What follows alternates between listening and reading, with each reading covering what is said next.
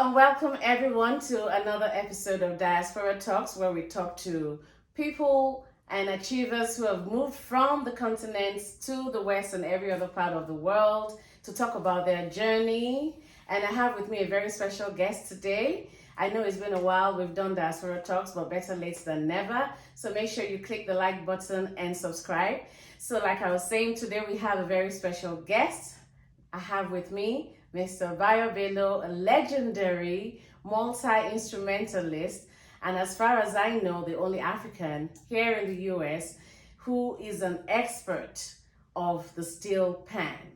Welcome to the show. Thank you very much, Jacinka. Always a pleasure. So tell us more about yourself. What have I missed in the intro? Well, the intro is precise. I came here when I was 20. I was in school. I went to CMS Grammar School, and then I went to COSTECH, which is College of Science and Technology, and I did accounting there. In Lagos, Nigeria. In Lagos, Nigeria, exactly.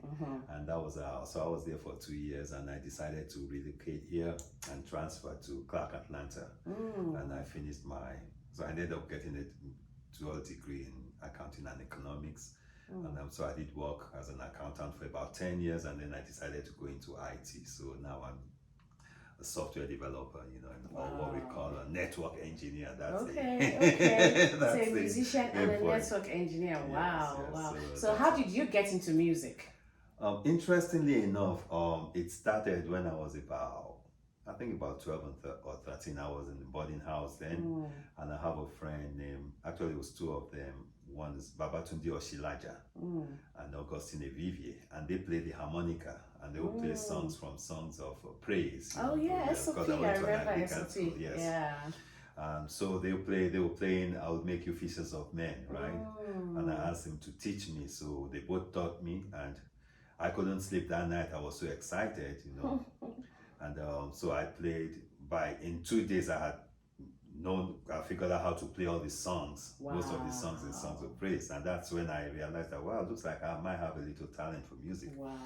So so I was in a French class, and the lady, our teacher then, she did hear me play the harmonica, which we call the mouth organ back home. And so she had an idea. She said, well, there's a program here that they're trying to find. It's like a French competition, but they're trying to find which school to host it. Okay. And that if we can get a dance drama troupe, right, together, then we can represent CMS at this competition. But so the decision was later made to have that competition at CMS because we do have a big hall. So it was like we did like maybe about 3 songs, and it was docudrama, and I was playing the harmonica, and people were acting out the songs that we were playing. And it was maybe about 1,000 people in there. And even at that age, I was so confident on stage. I didn't have any stage fright, right? Wow. And I was like, wow, this is great. And then once we finished, I heard the applause. I was like, wow, this is great. This is a great feeling. But even after that, I never really thought about music per se. I still played the harmonica, but I never really thought about pursuing music in any kind of form. Right? I mean, I didn't know some rudiments because we had a teacher then. We called him Baba Muse. And Baba Muse was very strict. So yeah, he was. So he taught us very well. So I did have that background a little bit, but I never really ventured into music. Then I was going to sports. Okay. So after I finished at CMS, right, then a friend of mine, Larry Fagun, we decided to. Well, what happened before that was I was living at Ikeja, so I got some information that Chief Binitie, right, had leased a plot of land to Fela to build his shrine. Fela Anikulapo Kuti, yes, Fela Kuti, legend. yes. So he leased that land to him. So I got that info because I know somebody who's his nephew, so Chief Initie's nephew. So he came and told me, said, hey, listen, Bayo, Chief has leased a land to Fela to build his shrine, right? So I was very excited. So the first show that Fela did when he opened the shrine was a Sunday Jump. So I went there with my friend Larry Fagun, like I said, and I was in front, right? And when all those horns, he probably had maybe about 8 horn players, trombone, two baritone saxes, 2 tenor saxes, trumpets. And when I heard that music, it just did something to my soul. I'm like, wow, so this is what live music really sounds like, coming from Fela. And it was, it was rich, So when I heard that and they had a break, then one of the baritone players, his name was Mukoro Wie. So he came down from the stage and I went directly to him. I said, listen, I want to learn how to play the saxophone, right? Wow. So he said, well, it's really hard, but if you work hard, I said, yeah, I want to learn how to play it, right? But I had been playing the flute, right? Okay. But I've just been playing by ear. I didn't know any notes, but I could play like the traditional songs and even some of Fela's songs on the flute. But I didn't know any notes at all, right? Okay. So I now decided, so I was talking to, actually, Femi Kuti took a solo one day, right? I was sitting with my friend Dele Shosimi after when they had a break. So Femi had a solo and I was congratulating him. I was like, wow, that was great solo, because I was very excited because he was the only young saxophonist in town, then in the whole of Lagos. Wow. Because he was about 17 then, I think. Wow. And he was the youngest, and they were all the saxophonists, but they were older, right? Okay. And actually in the whole country, he was the only one I know. There was another brother that was probably a couple of years older than he was then. His name is Wale Alade. I think it's Alade or Alade, but he was a Unifair with Ayoro Voices. So I was seeing him on TV every now and then. So he was with Ayoro Voices and he played sax and some flute, right? So anyhow, so when I was congratulating Femi and said, oh, you sound real good, that's great. He said, oh, my brother, if you buy a sax, I'll teach you, right? I was like, I didn't have any idea of where to buy a sax from, right? So I said, well, I don't know where to get a sax from. So he said, YS, that services Fela's saxophones that he sells sax, that I can get one from him, right? But that he lived in Morocco, and he said, oh, but Ogene worked for Fela, then said Ogene can take you to him, right? Okay. So anyway, eventually I did well, Ogene couldn't take me to Morocco on the day because he had to do something for Fela, even though we already had some clearance from Fela that he could take me. But then, some situation happened and Fela needed him. I already had him in the car, I was ready to move with him, and Fela called for him, right? So he went back in. So I couldn't go to Morocco then. But then Fela was going to give a lecture. I can't remember if it was at Unilag or if it was at Yabatek. So I had planned to go to that lecture with the whole group, with the EG80 organization, right? So when I got to Kalakuta that day, they were already in the bus, and Femi was, he was the one about to drive, and Fela was already in the bus, and they were waiting for some of the ladies to come so they could leave. And Femi was like, oh, my brother YS is in Kalakuta, go talk to him, right? So I ran in there to talk to YS to see, how I can get the sax. Yeah, so YS did agree that, I think it was like a Thursday. Yeah, it was a Thursday. Either Wednesday or Thursday, because it was a night that Fela wasn't performing. I think it was either Wednesday or Thursday, because that's usually when he gives those lectures anyway. Okay. So I went there, and so by the time I got back, so I arranged with YS, right? The great Angus, may his soul rest in peace. That's a great. He wasn't playing for Fela then, right? Okay. But later on he joined, the band Okay. and played, right? So we agreed that he was going to bring it to me at the shrine, right, on Monday. So that was the agreement. So that's how I ended up getting the sax. So I rushed back out to get on the bus to go, but they were already gone, So that was the sacrifice. So anyway, that's how I bought the sax, and I started practicing. But then I started looking at in terms of learning, right, and see how I can accelerate my learning. Okay. And I did realize that, well, Fela has lots of saxophone players. It's going to be a while for me to even be able to take some solos, right? And I know that there wasn't really any teaching there because I never saw Fela teach anybody. So I know there wasn't any teaching there. Yes, Babani will teach some people, right? Because that time, after Mukoro, the one that I had talked to, right, initially that played the baritone sax, after he left, then Achiampong, right? A brother that was the organization there, he started playing, and Babani was teaching him, right? So he was the only one. Babani was the only one that I knew that was teaching anyone. But Babani didn't live in Kalakuta, right? So he would only come in, to perform at the shrine, and then sometimes visit Kalakuta.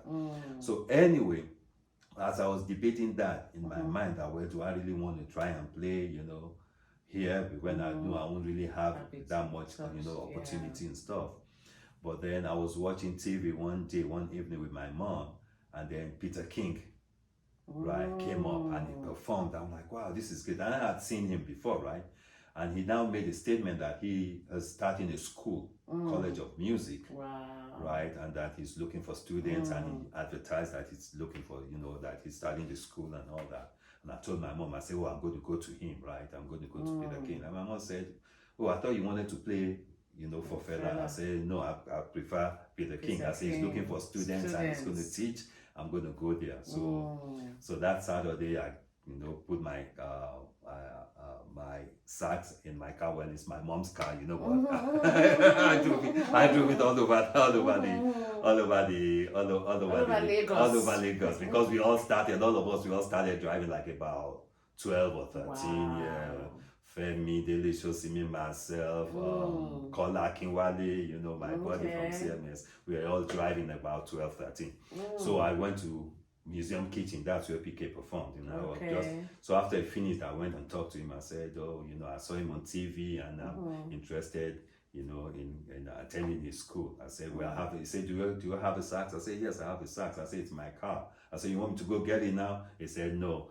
So he gave me his address and said, come on Monday at 9 o'clock, right? Just like that. So I got to his house. Right, I had been playing by ear, right? Ear. So my tone was a little bit okay, but I didn't know any notes. YS taught me the scale of D, but he just said, oh, this is D. I didn't know what the scale meant. He said, this is D. So he taught me that. So everything I played, I was playing within the D scale, But then I didn't know it was a D scale, and I didn't want to ask him. He just said, oh, this is D, and he taught me that one scale. Right. So when I got to PK on that Monday, right, he started giving me exercises to do, right? So he taught me some more scales to play, I said, okay, this is what the scales are. In the meantime, when I was at the Kalakuta, right, a big brother there who was a graphic artist too, and he did some of Fela's albums, Babatunde Banjoko, big brother, we call him Okola then. He would always tell me, practice your scales so you can improvise. Practice your scales so you can improvise. But I didn't want to tell him. I didn't want to ask him what the scales. I didn't want to tell him I didn't know what scales. I would just nod my head. Okay. So anyway, I got to be the king, and he was showing me all these. He was telling me, okay, this is play C, play F, and he was showing me the keys and everything. And it was even so funny because at some point there was some the high keys, the palm keys, right, on the sax. And he told me to play one of them. I said, oh, I have to play this. I said, I thought they were just for decoration. And he thought I was kidding. But then he looked at me, he saw I was serious. He was smoking a cigarette, and that cigarette dropped from his mouth because he couldn't believe. Anyway, so he started teaching me all the other scales. So in about 30 minutes, I had played like 10 scales. It was like 12 major scales. I had played 10 scales, and he couldn't believe it. So he ran in to get his wife, Mama Dili. He said, come look at this boy. He said, I'm teaching him scales, and he's just picking it up. I say, wow. So he was so excited. So after we finished that session, he said, listen. He said, yes, I just opened a school, and you are my first student to register. So he gave me the document, the paperwork to register. Wow. And when I asked him, I said, how much is it? He said, no, you're getting a scholarship. Wow. I'm not going to charge you a dime. Wow. He said, you're getting it. Say, I'll be very impressed with what I see. I'm giving you a scholarship. So that's how I started. So that's how you became Peter King's very first registered music student. Yes. Because the Peter King College of Music is a very renowned music school in Lagos, Nigeria. I think I dare say it's the first that really brought the rudiments of the theory of music to the youth of Nigeria, and you were the very first student. Yes, and it was a Maza then. He had not moved to Ilogbo. It was later that he bought the land at Ilogbo, and he took me there to show me. But he was the first one. Wow. And it came out of frustration because he had lots of songs, right? So, for instance, like if I would go to like a fella's concert, for instance, he probably play maximum of 5 songs per night, right? But PK will play about 9 songs a set. A 45-minute set, he will play 9 songs, and he was playing for 4 hours, so like over 35, 36 songs that he will play, right? And you can memorize all those songs if you don't read and write music. It was so hard, right? So he was frustrated because many musicians who were very good, right, couldn't hang with him because he had so many songs and they couldn't read and write. So they had to try to memorize everything, and it was frustrating for them. So he couldn't keep musicians, right? He couldn't keep horn players then because they couldn't read or write. So it was really hard. And his songs were very difficult because it was Afro jazz, so he had some, technical songs, yes. And it was a lot of songs, so you couldn't, and he didn't have a set list, right? So whenever we were on stage, right, when I started playing for him, he would call out songs based on how he felt. So it's not like you go in, like, okay, you're going to play this song and this set. We had no idea. You on your feet. You only had about 30 seconds. While one song was ending, he'll call out the next one, right? So it was out of that frustration anyway that he started his school. Okay. Because there were no other schools like that. He wanted the musicians to be able to read music and write music and understand. Yes. Wow. So one day, so I know you did touch about being a multi-instrumentalist. So one day, because I didn't really think, I was just playing the sax. And then one day I was just messing around playing on the keyboard. And then he had gotten a contract to record for NTA. Then it was a 13-week program. So the representatives from NTA, they came to the house, right, to talk to him and sign the contract. And the lady that came with them, I've forgotten her name now, she saw me on the keyboard and she said, oh, you play, and she had seen me play at the kitchen, at the museum kitchen, right? So this was maybe about 6 months after I joined, right? So she said, oh, you play the piano too? And before I could say no, PK was like, yeah, he'll play the piano, he'll play whatever instrument he wants to play. Right? And I'm thinking to myself, oh, there goes Oga again. He's so proud of me. I'm like, what kind of responsibility is that? I never thought about playing, that I could play any other instrument, it was just the sax. But then as time went on, and I, understood the music theory, then I realized that yes, you can apply that theory to all the different instruments. You just need to know how to play the scales on the instruments. Then it's the same knowledge that's transferable. So that's how, I became, and I give thanks to God for the gifts, because I don't take it for granted, because I know not every musician is even if you can read and write, not every musician is a multi-instrumentalist. So that's how that's how I ended up playing like the guitar for the band. So what happened was so I started so the bass, after besides the sax, the bass was the next instrument I played, right? And the reason I played the bass was because we had some very good brothers that came to the band then.